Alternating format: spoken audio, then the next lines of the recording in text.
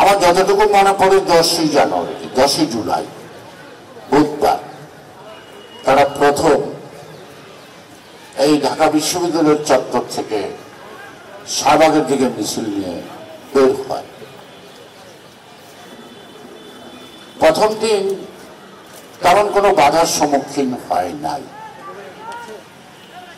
দ্বিতীয় দিন ছিল বৃহস্পতিবার।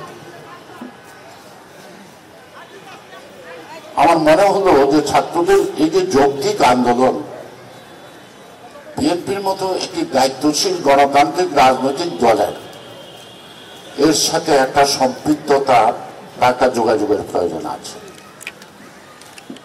আমি বিকাল 3টার দিকে আমাদের ভারপ্রাপ্ত চেয়ারম্যানকে একটি দীর্ঘ মেসেজ পাঠালে আধা ঘন্টার মধ্যেই তিনি আমাকে টেলিফোন ব্যাক করে বলল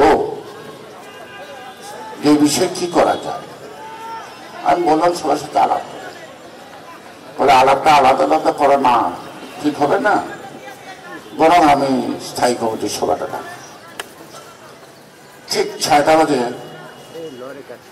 অর্থাৎ 1 ঘন্টার ব্যবধানে সবাইকে ডাকলো। এই জন্য সুবিধা হলো যে ঝুম মিটিং, রাস্তার যানজট, দূরত্ব কোনো প্রয়োজন থাকলো না। টেলিফোনে অথবা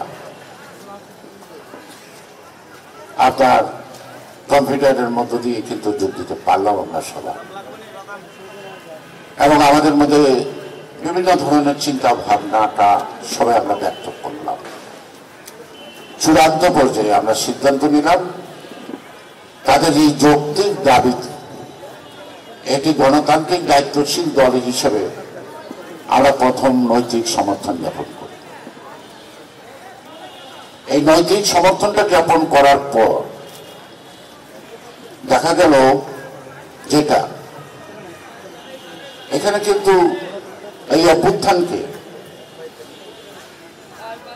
আগুনের মতো যে জ্বলে উঠল তাপটা, এখানে কিন্তু হাসিনার অবদান আছে। কেন অবদান আছে? তার গায়ে সাংবাদিকদের প্রশ্নের অ্যান্টিব্যাকটেরিয়াল অ্যাডিটিভ যুক্ত সেরা ওয়াটার ট্যাঙ্ক বিশুদ্ধ পানিতে ব্যাকটেরিয়া জন্মাতে দেয় না। তোরে বলছিল ওদের রাজাকারের বাচ্চা, ঠিক স্লোগান আসলো তুই কে আমি কে, রাজাকার রাজাকার, বলছে কে স্বৈরাচার স্বৈরাচার। তারপরে আপনি ভিডালেনকে যে নামে পরিচিত সেটা একটা পশুর নাম, পাখির নাম, তার ছাত্র যদি যথেষ্ট।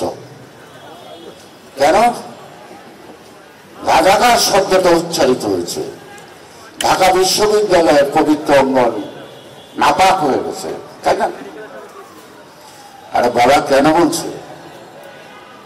ওরা রাজাকারের বাচ্চা তো দূরের কথা, ওদের মা বাবার বিয়েও তো 71 সালে হয়নি।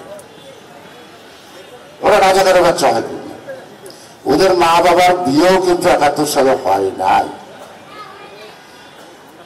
আর যেই কাজ সেই আক্রমণ। তারপরে কি হলো? আমি জানি তাদের সংখ্যায় কম ছিল, এই সংখ্যাটা বৃদ্ধি পাইল।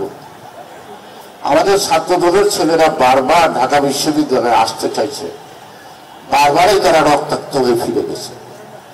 যেহেতু ঢাকা বিশ্ববিদ্যালয়ে আমাদের ছাত্রদলের ছেলেরা স্থায়ীভাবে থাকতে পারত না, অনেকে তার ক্লাসেও যেতে পারত না। তখন আমাদের সিদ্ধান্ত হলো, এবং এই দায়িত্বটাকে একজুট করার দায়িত্ব নিলেন আমাদের একজন চেয়ারম্যান তারেক রহমান। তিনি সকল অঙ্গ সংগঠনকে বলল, ছাত্র বহিষ্ঠী যারা আছো সবাই ছদ্মবেশে ওদের মিছিলে ঢুকে যাও। No Ziaur Rahman, Tarique Rahman, Khaleda Zia, no BNP, no Chhatradal, no জাছাস, নো কিছু। মানে 1-2 দিনের মধ্যে সবাইকে সংগঠিত করলো। এখন মিছিলের কলেবর গেল বেড়ে। 5 জনকে আটক করলো যারা নাকি এখন নেতৃত্ব দিচ্ছে।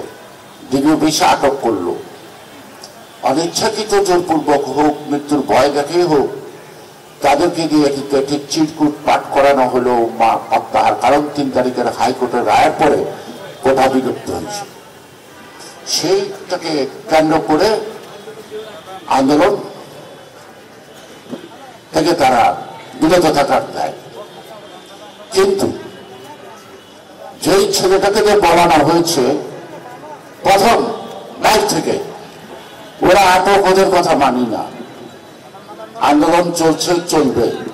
এখন আমাদের আর দফা নাই, এখন থেকে এক দফা, সরকার পতন, মাত্র 2 দিন, 24 ঘন্টার মধ্যে কাম ফাইসলা। তো সুতরাং এই যে দায়িত্বশীল পদে থেকে দায়িত্বহীনের মতো আচরণ করলে কি হয়, সেটা শেখ হাসিনার জীবনী দিয়ে জীবনী বুঝতে পারে।